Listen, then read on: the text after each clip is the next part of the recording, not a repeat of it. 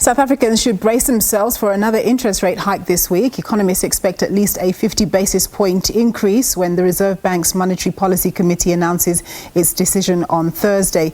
This on the back of rising inflation and developed countries' central banks raising interest rates. Inflation has been sticky, breaching the Reserve Bank's target bracket in May.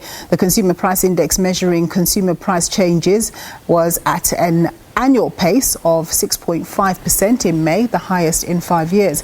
It's expected inflation for June will rise further to around 7.3% following a R2.33 a litre increase in the price of petrol in the month. This as the Ukraine-Russia conflict continue to weigh on global commodity prices, and the effects of the COVID-19 pandemic continue to impact on supply chains. Economists say it is possible the Reserve Bank will hike rates by at least 50 basis points as it strives to bring inflation under control. The challenge of fuel hasn't been resolved, and then the challenge of food inflation hasn't been as well resolved, because it is linked with the past challenges, and then linked as well with the war at Russia and Ukraine. So those such bottlenecks are still affecting emerging markets and developing economies.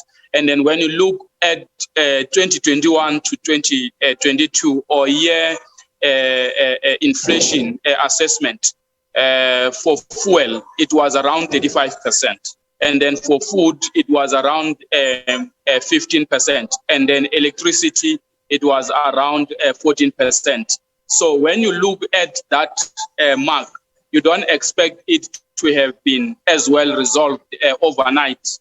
It's something that we are going to stay with for a bit longer, up until whether it will be all nations come together and unite and make sure that there is peaceful processes in resolving the war at Ukraine.